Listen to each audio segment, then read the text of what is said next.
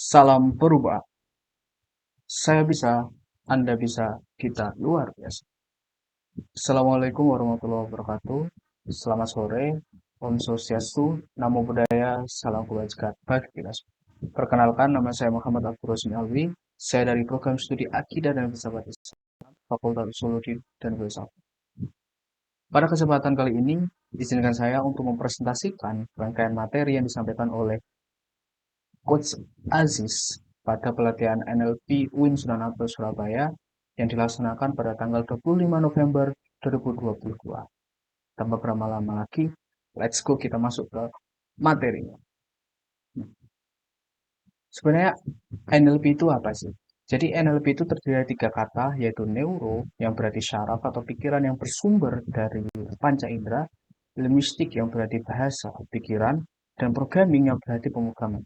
Jadi NLP dapat diartikan sebagai metode atau teknik untuk mengorganisasikan pikiran, perasaan, bahasa, dan perilaku supaya memberikan hasil yang sesuai dengan yang diinginkan.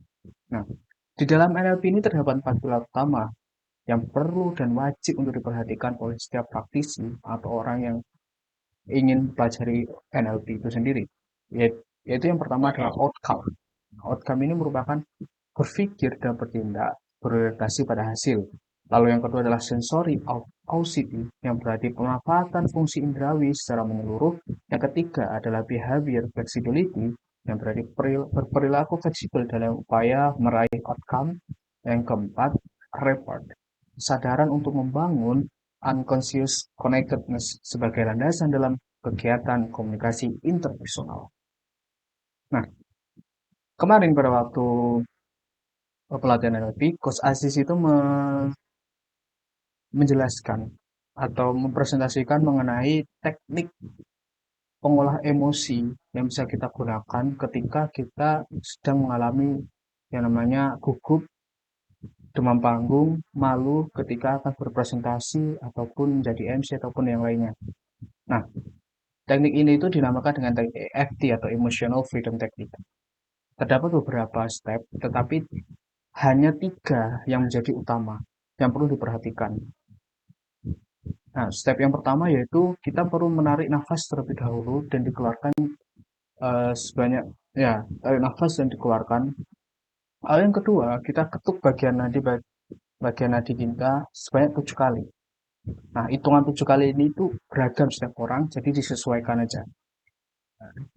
Ketukan nadi ini dinamakan dengan setup.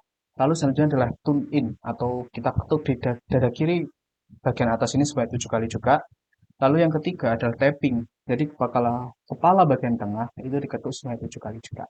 Nah, teknik itu berfungsi untuk meredakan gejala emosi kita, emosional kita ketika sedang atau akan melakukan presentasi di depan umum atau ketika kita mampu dan lain sebagainya.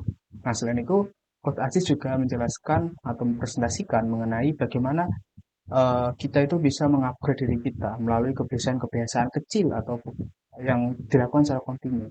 Nah, nah metode ini itu dinamakan dengan 21 Days Special Life Coaching for Happiness.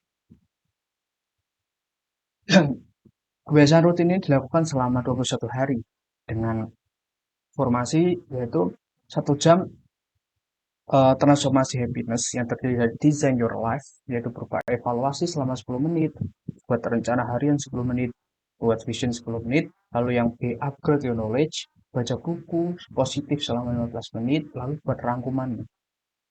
Yang C, contemplation atau afirmasi, yaitu dengan doa. Nah, doa ini dilakukan untuk ya menutup lah dari serangkaian 1 jam transformasi happiness itu. Nah, lalu bagian yang kedua adalah senam afirmasi for happiness. Yang ketiga, minum air putih lebih banyak. Ini untuk kesehatan, bisa diganti dengan buah ataupun yang lain. Yang keempat, menjaga sikap bahagia. Yang kelima, sedekah dengan bahagia.